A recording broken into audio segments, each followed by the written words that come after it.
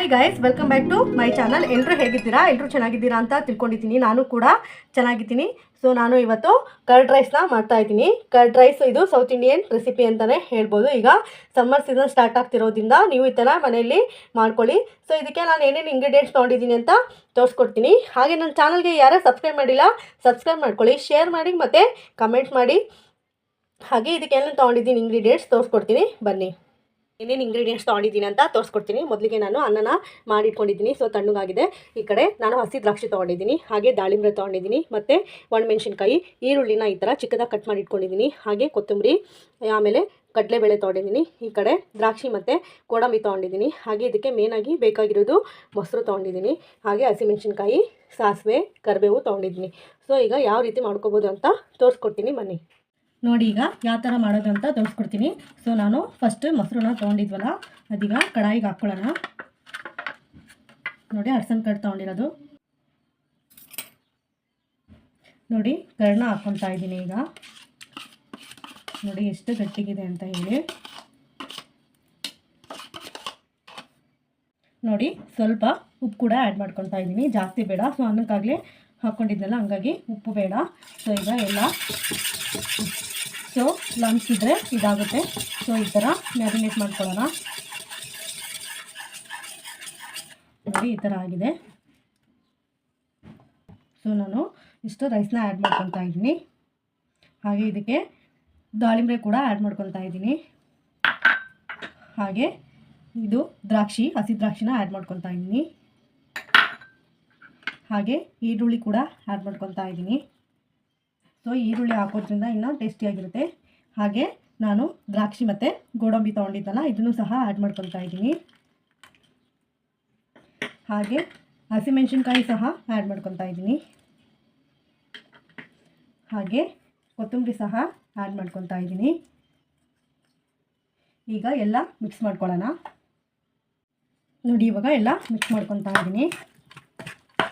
ಇದರಲ್ಲಿ ಬೇಕಿದ್ರೆ ನೀವು ಶುಗರ್ನ ಆ್ಯಡ್ ಮಾಡ್ಕೊಳ್ಳಿ, ಇಲ್ಲಾಂದರೆ ಸ್ಕಿಪ್ ಮಾಡ್ಕೊಳ್ಳಿ.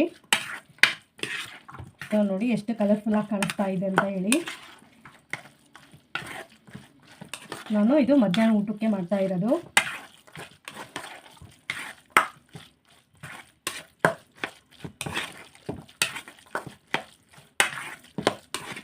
ನೋಡಿ ಈ ಥರ ಮಿಕ್ಸ್ ಮಾಡ್ಕೊಂಡಿದ್ದೀನಿ.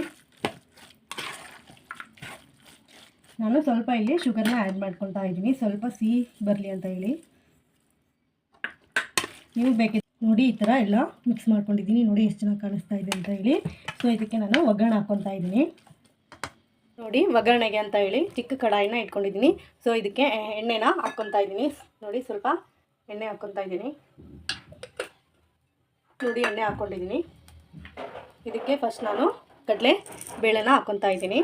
ನೀವು ಬೇಕಾದರೆ ಹಾಕ್ಕೊಳ್ಳಿ, ಇಲ್ಲಾಂದರೆ ಸ್ಕಿಪ್ ಮಾಡಿ. ನೋಡಿ ಎಣ್ಣೆ ಬಿಸಿ ಆಗಿದೆ. ಈಗ ಕಡಲೆಬೇಳೆನ ಆ್ಯಡ್ ಮಾಡ್ಕೊಂಡಿದ್ದೀನಿ.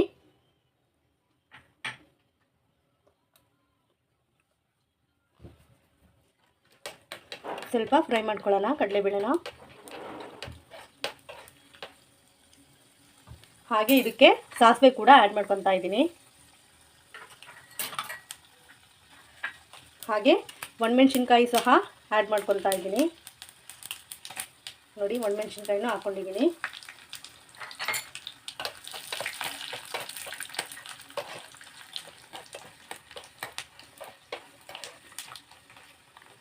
ಹಾಗೆ ಕರಿಬೇವು ಕೂಡ ಆ್ಯಡ್ ಮಾಡ್ಕೊತಾ ಇದ್ದೀನಿ.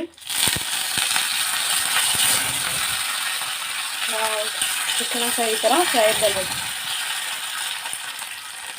ನೋಡಿ ಈಗ ಗ್ಯಾಸ್ ಸ್ಟವ್ನ ಆಫ್ ಮಾಡಿದ್ದೀನಿ. ಸೊ ಈಗ ಒಗ್ಗರಣೆನ ಇದಕ್ಕೆ ಆ್ಯಡ್ ಮಾಡ್ಕೊಳ್ಳೋಣ. ನೋಡಿ ಏನು ಒಗ್ಗರಣೆ ಮಾಡ್ಕೊಂಡಿದ್ವಲ್ಲ ಇದಕ್ಕೆ ಆ್ಯಡ್ ಮಾಡ್ಕೊತಾ ಇದ್ದೀನಿ. ನೋಡಿ ಈಗ ಎಲ್ಲ ಮಿಕ್ಸ್ ಮಾಡ್ಕೊತಾ ಇದ್ದೀನಿ. ನೋಡಿ ಇದು ರೆಡಿಯಾಗಿದೆ. ಈಗ ಒಂದು ಸರ್ವಿಂಗ್ ಪ್ಲೇಟಲ್ಲಿ ಸರ್ವ್ ಮಾಡ್ಕೊತೀನಿ. ನೋಡಿ ಎಷ್ಟು ಚೆನ್ನಾಗಿ ಬಂದಿದೆ ಅಂಥೇಳಿ. ನೋಡಿ ಈಗ ಸರ್ವಿಂಗ್ ಪ್ಲೇಟಲ್ಲಿ ಸರ್ವ್ ಮಾಡ್ಕೊಂಡಿದ್ದೀನಿ ಮೊಸರನ್ನ ಅಥವಾ ಕರ್ಡ್ ರೈಸ್. ಸೊ ಯಾರಿಗೆ ಮೊಸರನ್ನ ಇಷ್ಟ ಆಗಲ್ವೋ ಈ ಥರ ಡ್ರೈ ಫ್ರೂಟ್ಸ್ನ ಹಾಕಿ ಹಾಗೆ ಫ್ರೂಟ್ಸ್ನ ಹಾಕಿ ಮಾಡ್ಕೊಳ್ಳಿ, ಖಂಡಿತವಾಗಿಯೂ ಇಷ್ಟ ಆಗುತ್ತೆ. ಹಾಗೆ ನನ್ನ ವಿಡಿಯೋ ನಿಮಗೆ ಇಷ್ಟ ಆದರೆ ಲೈಕ್ ಮಾಡಿ. ಇನ್ನು ಆದಷ್ಟು ಒಳ್ಳೊಳ್ಳೆ ವೀಡಿಯೋಸ್ನ ಹಾಕ್ತಾ ಇರ್ತೀನಿ. ಸಿ ಊಟ ಟಾಪ ಬಾಯ್. ನೆಕ್ಸ್ಟ್ ವ್ಲಾಗಲ್ಲಿ ಸಿಗ್ತೀನಿ.